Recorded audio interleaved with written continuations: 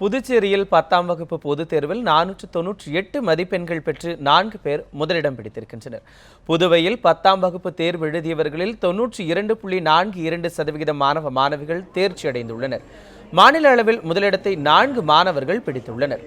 அமலோற்பவம் பள்ளி மாணவி பிரீத்தி, திருக்கனூர் சுப்பிரமணிய பாரதி மேல்நிலைப்பள்ளி மாணவி கீர்த்தனா, லாஸ்பேட்டை க்ளூனி மேல்நிலைப்பள்ளி மாணவர்கள் ஜூடி மெக்லைன், வைஷ்ணவ தேவி ஆகியோர் 498 மதிப்பெண்கள் பெற்று முதலிடத்தை பகிர்ந்து கொள்கின்றனர்.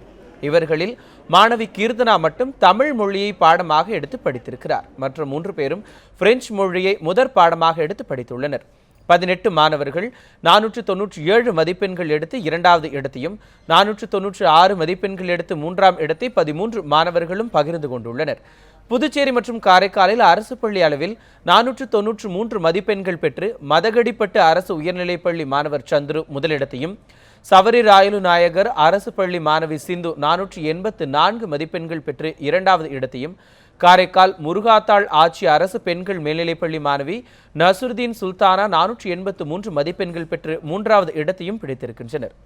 இதேபோன்று பிரெஞ்சு பாடத்தில் 72 மாணவர்களும், ஆங்கிலத்தில் 1 மாணவரும், கணிதத்தில் 640 மாணவர்களும், அறிவியலில் 358 மாணவர்களும், சமூக அறிவியலில் 770 மாணவர்களும் என மொத்தம் 1841 மாணவர்கள் பாட வாரியாக 100க்கு 100 மதிப்பெண்கள் பெற்றுள்ளனர்.